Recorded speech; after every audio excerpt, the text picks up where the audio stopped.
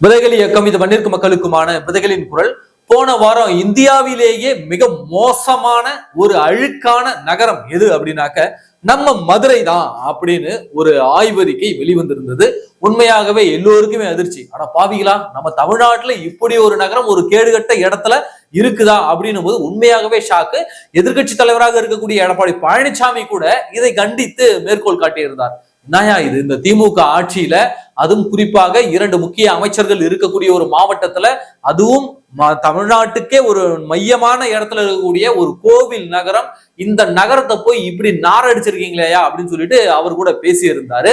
அந்த மதுரை மாநகரம் ஊழலால் திளைப்பது மட்டுமல்லாமல் அந்த மதுரை சுற்றி வட்டாரத்தில் இருக்கக்கூடிய அத்தனை நகரங்களிலும் அரசு அலுவலகங்களுமே இன்றைக்கு ஊழலில் திளைத்திருக்கிறது, மோசடியில திளைத்து இருக்கிறது. அத்தனை அரசு அதிகாரிகளும் ஊழல் பேர் வழிகளாக இருக்கிறார்கள் என்றால் அதில் மிகையாகாது. அப்படி ஒரு சம்பவத்தை தான் இப்ப நாம பார்க்க போறோம். குறிப்பாக மேலூர் நகராட்சி. இந்த மேலூர் நகராட்சியில மட்டும் கோடி கோடியாக கொள்ளையடிக்கிறார்கள். அங்க இருக்கக்கூடிய அரசு அதிகாரிகள், அரசு வேலைகளை எடுக்கக்கூடிய ஒப்பந்ததாரர்கள் கோடி கோடியா கொள்ளடிக்கிறாங்க. நீங்க நினைக்கலாம், என்னடா சென்னை மாநகராட்சியில தான் 4000 கோடி பட்ஜெட் 5000 கோடி பட்ஜெட் போட்டு அடிக்கிறாங்க அப்படின்னு நீங்க நினைக்கலாம். ஆனால் ஒரு சின்ன நகராட்சி மேலூர் நகராட்சி, அந்த மேலூர் நகராட்சியில அவர்கள் அடிக்கக்கூடிய கொள்ளை சென்னை மாநகராட்சிக்கு ஈக்குவலான கொள்ளைய அவங்க அடிக்கிறாங்க. அதாவது ஒரு மாநகராட்சிக்கு இது 4000 கோடி 5000 கோடி பெரிய தொகைனா, ஒரு நகராட்சிக்கு கிட்டத்தட்ட 6 கோடி ரூபாய் என்பது பெரிய தொகை. அப்போ இந்த நகராட்சியில என்னென்ன முறைகேடுகள் நடக்குது அப்படின்னு பாத்தீங்கன்னாக்க, குறிப்பா ஒரு சில சம்பவங்களை மட்டும் நான் சொல்றேன், ஒரு சில மோசடிகளை மட்டும் நான் சொல்றேன். அதுல இருந்தே புரிஞ்சுக்கலாம் எந்த அளவிற்கு மோசமான ஒரு மோசடியினுடைய ஒரு மையமாக அந்த மேலூர் நகராட்சி மாறி இருக்கிறது உங்களுக்கு தெரியும். அங்க மேலூர் நகராட்சிக்கு சொந்தமான ஒரு காய்கறி மார்க்கெட் இருக்கு, தினசரி காய்கறி மார்க்கெட். அந்த காய்கறி மார்க்கெட்டை குத்தகை எடுப்பது, அதாவது அங்க சுங்க வரி வசூலிக்கக்கூடிய வேலைகள் செய்வதற்கு குத்தகை எடுப்பாங்க. 3 வருடத்திற்கு ஒரு முறை அந்த குத்தகையை புதுப்பிப்பாங்க. அந்த குத்தகை எடுக்கக்கூடிய நபர் பல வருடங்களாக ஒரே நபராக இருக்கிறார். அதுலதான் மிகப்பெரிய மோசடி நடந்திருக்கு. அதாவது 2020 இருந்து 2022 வரைக்கும் புதுக்கோட்டை மாவட்டத்தை சார்ந்த குப்புராஜ் என்ற நபர் என்ன பண்றாருனாக்க, அந்த காய்கறி மார்க்கெட் வளாகத்தை அவர் வரி வசூல் செய்யக்கூடிய உரிமையை அவர் குத்தகைக்கு எடுக்கிறாரு. அப்போ அதாவது 2020 டு 2022 காலகட்டத்துல அவர் எத்தனை கோடி ரூபாய்க்கு எடுத்திருக்காரு குத்தகைன்னு பாத்தீங்கன்னாக்க, 1 கோடியே 10 லட்சம் ரூபாய்க்கு குத்தகைக்கு எடுத்திருக்கிறார். அதன் பிறகு 2022 டு 2023 2024 வரைக்கும் எவ்வளவுக்கு குத்தகைக்கு எடுக்கிறாங்க, யார் எடுக்கிறாங்கன்னு பார்த்தாங்க, அந்த பகுதியில் இருக்கக்கூடிய ஒரு கவுன்சிலர் என்ன பண்றாருனாக்க 44 லட்சம் ரூபாய்க்கு தான் ஏலமே எடுக்கிறார். எப்படி 2020 டு 2022 அந்த புதுக்கோட்டையை சார்ந்த குப்புராஜ் என்பவர் 1 கோடியே 10 லட்சம் ரூபாய்க்கு ஏலம் எடுக்கிறாரு அந்த வரி வசூல் செய்யும் உரிமையை. அதன் பிறகு 2022 டு 2024 இருக்குல்ல, அந்த 3 வருட காலம், அந்த 3 வருட காலத்துல ஒரு 10 லட்சம் ரூபாயாவது ஏறி இருக்கணும்ல. இப்போ 1 கோடியே 10 லட்சம் ரூபாய்க்கு இதுக்கு முன்னாடி ஏலம் விட்டுருக்காங்கன்னா, அதன் பிறகு 1 கோடியே 20 லட்சம் ரூபாயாவது ஏறி இருக்கணும், அல்லது ஒரு 5 லட்சம் ரூபாயாவது ஏறி இருக்கணும். 1 கோடியே 10 லட்சம் ரூபாய் இப்படி ஏலத்தை ஏத்தி தானே கூட்டிட்டு போவாங்க, ஏலத்தை ஏத்தி தானே அரசு நடத்தும். ஆனால் நம்ம திமுக அரசு என்ன பண்ணி இருக்கிறனாக்க, அந்த ஏல தொகையை குறைச்சி ஏலம் விட்டு இருக்குது. யாருக்கு? இவைகளுக்கு வேண்டியவர்களுக்கு. அப்போ அந்த லோக்கல் கவுன்சிலர் என்ன பண்றாருனாக்க, அவரு 44 லட்சம் ரூபாய்க்கு ஏலம் எடுக்கிறாரு 2002 டு 2024 அந்த காலகட்டத்துல. அதன் பிறகு 2024 இருந்து வருகின்ற 2027 வரைக்கும் இப்ப ராஜேந்திரன் என்பவர் குத்தகைக்கு எடுத்திருக்கிறார். எவ்வளவுக்கு தெரியுமா? 50,65,000 ரூபாய்க்கு இந்த ராஜேந்திரன் என்பவர் 3 வருட குத்தகைக்கு எடுத்திருக்கிறார். இதெல்லாம் எவ்வளவு பெரிய அநியாயம் நடக்குது நம்ம கண்ணு முன்னாடியே. இதற்கு இந்த நகராட்சியினுடைய நகரமன்ற தலைவராக இருக்கக்கூடிய முகமது யாசினும் உடந்தை. 2020 1 கோடியே 10 லட்சம் ரூபாய்க்கு ஏலமிடப்பட்டிருக்கிறது. அப்போ வருடம் ஆக ஆக அந்த ஏல தொகை தான் அதிகரித்திருக்கணும். ஆனா இந்த திராவிட மாடல் ஆட்சியில மட்டும் ஏலம் வருடம் அதிகமாக ஏல தொகை குறைஞ்சு வந்திருக்கிறது. அப்போ கிட்டத்தட்ட 50%, எப்படி பார்த்தாலும் கிட்டத்தட்ட 50 லட்சம் ரூபாய் நஷ்டத்தை அந்த நகராட்சி நிர்வாகம் சந்தித்திருக்கிறது. அரசுக்கு வர வேண்டிய வருவாய் ஏமாற்றப்பட்டு இருக்கிறது, மோசடி செய்யப்பட்டிருக்கிறது. அப்ப அந்த 50 லட்சம் ரூபாயும் யாரு பங்கு போட்டா? அப்ப 50 லட்சம் ரூபாய் மோசடி பண்ணாங்கல்ல, அந்த 50 லட்சம் ரூபாய் யார் யாருக்கு பங்கு போயிருக்குனாக்க, அந்த நகராட்சியில் இருக்கக்கூடிய அத்தனை அலுவலர்களுக்கும் நகரமன்ற தலைவராக இருக்கக்கூடிய முகமது யாசின் அவர்களுக்கும் பங்கு போயிருக்கு. இவங்களா பங்கு பிரிச்சு எடுத்துக்கிட்டாங்க. இப்ப அந்த 50 லட்சம் ரூபாய் இருந்தாக்க அந்த மேலூர் நகராட்சியில கழிவுநீர் வசதிகளை செய்யலாம், மின்விளக்கு வசதிகளை செய்யலாம், பாழடைந்த ரோடுகளை சரி செய்யலாம், பழுதடைந்த ரோடுகளை சரி செய்யலாம். அப்ப கிட்டத்தட்ட 50 லட்சம் ரூபாய் அரசுக்கு வர வேண்டிய வருமானத்தை இந்த அதிகாரிகள் சேர்ந்து ஆட்டைய போட்டுட்டாங்க. அப்ப அந்த நகராட்சியினுடைய வருமானம் எவ்வளவுடா? இப்ப 50 லட்சம் ரூபாய் ஏலம் எடுக்கிறாங்க. அந்த நகராட்சியில வரி வசூல் செய்யக்கூடிய உரிமைக்கு 50 லட்சம் ரூபாய்க்கு இப்ப ராஜேந்திரன் எடுத்திருக்காரு 2024 இருந்து 2027 வரைக்கும். அப்ப இந்த காலகட்டத்துல வருமானம்னு ஒண்ணு இருக்குல்ல, இவன் 50 லட்சம் ரூபாய்க்கு ஏலம் எடுக்கிறான்னா எப்படி பார்த்தாலும் மேல ஒரு 50 லட்சம் ரூபாய் வருமானம் வரக்கூடிய இடமா தான் இருக்கும். ஆனா அந்த மேலூர் நகராட்சி அப்படியே 4 மடங்கு வருவாய் ஈட்டக்கூடிய நகராட்சி. அப்ப அந்த பணம் எல்லாத்தையும் இந்த ராஜேந்திரன் என்ன பண்றான்னா எல்லாத்தையும் அந்த அதிகாரிகளுக்கு லஞ்சமாக கொடுத்து குறைவான ஏலத்துல எடுத்துக்கிட்டு தொடர்ச்சியாக அங்க பணிபுரியக்கூடிய அங்க வியாபாரம் செய்யக்கூடிய அத்தனை வியாபாரிகளையும் மிரட்டி வசூல் வேட்டையில இந்த ராஜேந்திரன் கும்பல் ஈடுபட்டு இருக்கிறது. இந்த ராஜேந்திரன் கும்பல் யாருடைய அடியாட்கள் என்றால் அமைச்சர் KN நேருவினுடைய அடியாட்கள். அப்ப இவங்க கையில தான் இன்றைக்கு மேலூர் நகராட்சியை சிக்கி தவிக்குது. கிட்டத்தட்ட 96 கடைகள் இருக்கிறது அந்த காய்கறி மார்க்கெட்டுக்குள்ள 96 கடைகள் இருக்கிறது. அந்த 96 கடைகளை தவிர்த்து வெளியில திறந்த வெளி கடைகளாக கிட்டத்தட்ட 55 கடைகள் இருக்கு. அந்த 55 கடைகளுக்கும் அட்வான்ஸ் எவ்வளவு தருமா? ஒவ்வொன்றுக்கும் 1,50,000 1,50,000 லட்சம் அட்வான்ஸ் வச்சுங்க. தினசரி அவங்கள்ட்ட எவ்வளவு தருமா வரி வசூல் பண்றாங்க? ஒரு கடைக்கு 200 ரூபாய் வசூல் பண்றாங்க. அப்ப அந்த 55 கடைகளுக்கும் தினசரி 200 ரூபாய்னா மாசத்துக்கு 3,30,000 ரூபாய். வருஷத்துக்கு எப்படி பார்த்தாலும் ஒரு 30 லட்சம் ரூபாய் கிட்ட அந்த 55 கடைகளுக்கு மட்டும் வரி வசூல் வந்துருது. இதுல அந்த 96 கடைகள் இருக்குல்ல, அந்த 96 கடைகளுக்கும் அதே 200 ரூபாய் அப்படின்னு வச்சா கூட எப்படி பார்த்தாலும் மாசத்துக்கு அதுல இருந்து ஒரு 50 லட்சம் ரூபாய் கிட்ட வருமானம் வருது. அப்போ கிட்டத்தட்ட 80 லட்சம் ரூபாய் வரி வசூல். அதாவது ஒரு வருடத்திற்கு இந்த 55 திறந்தவெளி கடைகள் உள்ள மார்க்கெட்டுக்குள்ள இருக்கக்கூடிய 96 கடைகள்ல இருந்து இவர்கள் வசூலிக்குது. நான் சொல்வது குறைந்த எண்ணிக்கை, குறைந்தபட்சம் 200ன்னு.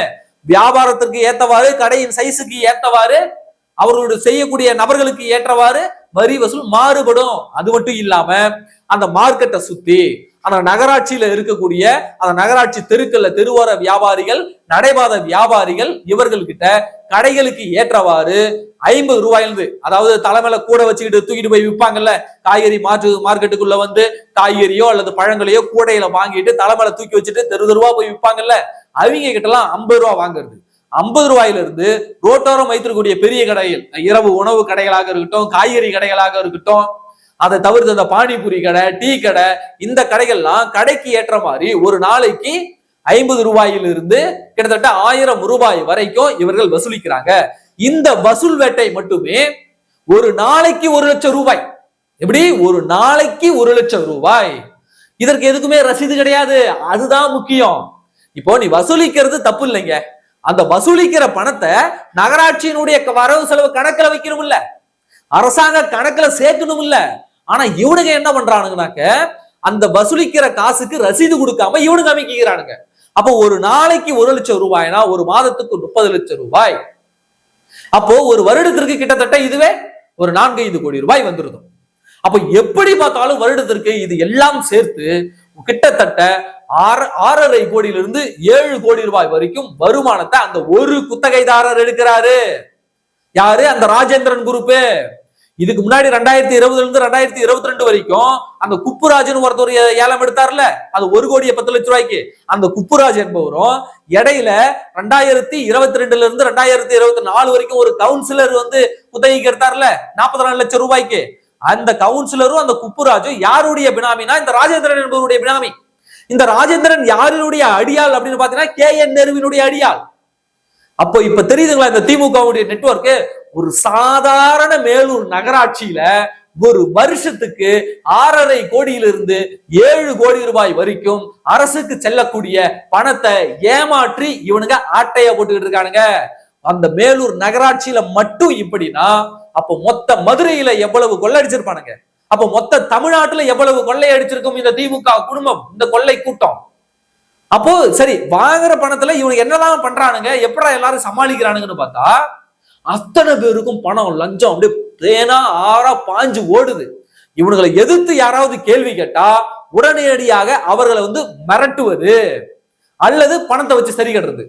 இப்போ உதாரணத்துக்கு இவங்க இந்த ஏலம் முறைகேடு இருக்குல்ல, 2020 1 கோடி ரூபாய்க்கு ஏலம் விட்டீங்க, 2024 to 27 அப்ப அதிகரிச்சிருக்கும் தானே, 55 லட்சம் ரூபாய்க்கு ஏலம் கொடுத்துருக்கீங்களா, இதுக்கு முன்னாடி 45 லட்சம் ரூபாய்க்கு ஏலம் கொடுத்துருக்கீங்களா, இப்படி கிட்டத்தட்ட 50 லட்சம் ரூபாய் அரசுக்கு இழப்பு ஏற்படுதுடான்னு சொல்லிட்டு சென்னை மதுரை உயர்நீதிமன்ற கிளை இருக்குல்ல, அதுல ஒரு 4 பேர் வழக்கு தொடுக்கிறாங்க. அந்த 4 பேருக்கிட்டையும் இந்த ராஜேந்திரன் குரூப் போயிட்டு ஒவ்வொருத்தருக்கும் 5-5 லட்சம் ரூபாய் கொடுத்து அவங்கள வழக்க அதன் மேற்கொண்டு நடத்த விடாம பண்ணிட்டாங்க. இதுக்கு அரசு தரப்புல பதில் கொடுக்கணும்ல, ஏன்னா அரசு சம்மந்தப்பட்டிருக்குல்ல. அந்த அரசு தரப்பு வழக்கறிஞருக்கு 25 லட்சம் ரூபாய் இவர் கொடுத்திருக்காரு. யாரும் இந்த ராஜேந்திரன் குரூப் கொடுத்திருக்கு. அப்போ இது தொடர்பாக இந்த முறைகேடான ஏலம் தொடர்பாக வழக்கு தொடர்ந்தாங்கல்ல, அந்த வழக்குல தீர்ப்பு வராமலேயே லஞ்சத்தை கொடுத்து காசை கொடுத்து அமிக்கிட்டானுங்க இந்த குரூப். அது மட்டுமா நடந்துச்சு, அந்த நடைபாதை வியாபாரிகள் யாராவது ரசீது குடியா, உனக்கேயா நான் காசு கொடுக்கணும் அப்படின்னு எவனாவது கேட்டுட்டான்னு வச்சுக்க, உடனே பிளி பிளி பிளின்னு ஒரு 10-15 பேர் போயிடுவாங்க. போய் அந்த நடைபாதை வியாபாரியுடைய கடையை சூறையாடிடுவானுங்க, இல்லைன்னா போட்டு பொல பொல பொலன்னு பொழந்துட்டு வந்துருவானுங்க. இப்படி ஒரு அராஜகம் அந்த மேலூர் நகராட்சியில நடந்துகிட்டு இருக்கு. ஆனால் இதை யாரும் தட்டி கேட்கவில்லை. அப்ப இந்த முறைகேடு யாரினுடைய ஒப்புதலோடு நடைபெறுதுன்னு பாத்தீங்கன்னாக்க, அந்த நகர்மன்ற தலைவர் முகமது யாசின் அவர்களுடைய ஒப்புதலோடு இந்த முறைகேடுகள் நடக்குது. இது எல்லாம் அவருக்கு தெரியும். அப்போ இதை நடவடிக்கை எடுக்க வேண்டியது யாரு? மாவட்ட ஆட்சியர் சங்கீதா அவர்கள். ஆனால் அவர்கள் ஏன் நடவடிக்கை எடுக்க மறுக்கிறார்?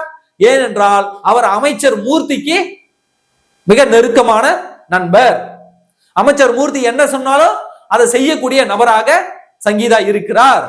முழுக்க முழுக்க திராவிட முன்னேற்ற கழகத்தினுடைய துதிபாடியாக சங்கீதா அவர்கள் இருக்கிறார்கள். அதனாலதான் இவர்களின் மீது எந்த நடவடிக்கையும் எடுக்காமல் காலம் தாழ்த்தி போகிறார். பல பேர் முதலமைச்சர் தனிப்பிரிவு வரைக்கும் இந்த கும்பலினுடைய அட்டகாசத்தை ஒழிக்கணும்னு சொல்லிட்டு பல பேர் முதலமைச்சர் தனிப்பிரிவு வரைக்கும் புகார் மனு அனுப்பிட்டாங்க, மாவட்ட ஆட்சியரிடம் மனு கொடுத்துட்டாங்க. ஆனால் எந்த நடவடிக்கையும் எடுக்கல இந்த அரசு, மாவட்ட நிர்வாகம், அந்த நகராட்சி நிர்வாகம் எந்த நடவடிக்கையும் எடுக்கல. சரி, இதுல மட்டும்தான் ஊழல் பண்ணாங்களா? சரி, இவங்க ஒரு திட்டம் அமைச்சிருப்பாங்கல்ல, அது உனக்கு இந்த நகராட்சிக்கு திட்டம் கொடுத்திருப்பாங்கல்ல, கால்வாய் போடுவதற்கு, சாலை போடுவதற்கு, மின்விளக்கு அமைப்பதற்கு, மயானத்திற்கு சாலை போடுவதற்கு, இந்த பணிகள்லாம் ஒவ்வொரு ஆண்டும் அரசு நிதி ஒதுக்குள்ள செம்மையாக செய்யணும்னு சொல்லிட்டு அத்தனை திட்டப்பணிகளிலுமே வெறும் ஊழல் ஊழல் ஊழல் மட்டும்தான் இந்த மேலூர் நகராட்சி செய்திருக்கிறது. எங்க பார்த்தாலும் சாக்காட தண்ணி அப்படியே தேங்கி நிக்குது, சாலைகள் மேடு பள்ளமாக அப்படியே இருக்குது, மழைநீர் சாலைகள்ல தேங்கி நிக்குது, எந்த ஒரு மின்விளக்குமே எரியவே இல்லை. முழுக்க முழுக்க அந்த நகராட்சி ஒரு தோல்வி அடைந்த செயலற்ற நகராட்சியா மாறிடுச்சு அந்த மேலூர் நகராட்சி. எந்த ஒரு அடிப்படை வசதியுமே கிடையாது. அங்க இருக்க மக்கள் குமுறுகிட்டு இருக்காங்க. நமக்கு தகவல் படி எங்க இவ்வளவு கொள்ள அடிக்கிறாங்க, ஒண்ணு கூட செய்ய மாட்டானுங்க, அப்படியே அந்த நகராட்சி நிர்வாகமே தோல்வி அடைஞ்சு போய் நிக்குதுன்னு சொல்றாங்க. இதை பார்க்கும் போதே கேட்கும் போதே வேதனையாக இருக்கு. ஒரு நகராட்சியில இவ்வளவு ஊழல் செய்ய முடியுமா? எந்த அடிப்படை வசதி கட்டமைப்பு செய்ய முடியாம இப்படி பண்ண முடியுமா அப்படின்னு நினைக்கும் பொழுது, ஏன்னா ஒரு நகராட்சியில இத்தனை கோடி கொள்ள அடிக்கிறீங்களே, அப்போ ஒரு மாநகராட்சியில எத்தனை கோடி கொள்ள அடிப்பீங்க அப்படின்னு இந்த தமிழ்நாடு ஃபுல்லா எத்தனை கோடிகள் கொள்ளடிப்பீங்கன்னு பார்க்கும்போது நம்ம தலையே சுத்திடுது. அப்ப இப்பேற்பட்ட ஊழல் நடந்துட்டு இருக்கு. ஆனால் இந்த மு க ஸ்டாலின் அவர்களோ, இந்த மாவட்ட ஆட்சியர் அவர்களோ, அந்த நகராட்சி நிர்வாக குழுவோ எதுவுமே நடவடிக்கை எடுக்காமல் இந்த அயோக்கிய கும்பலுக்கு துணை போய் கொண்டிருக்கிறது. இது எங்க போய் நிற்கும்னு தெரியல. அந்த மேலூர் மக்கள் இன்றைக்கு படாத அவதிப்பட்டுக்கிட்டு இருக்காங்க இந்த நகராட்சி நிர்வாகத்தால, இந்த ஊழல் பேர்வழிகளால, இந்த ரவுடி கும்பல்களால. அப்ப இதை தட்டி கேட்பது யார்?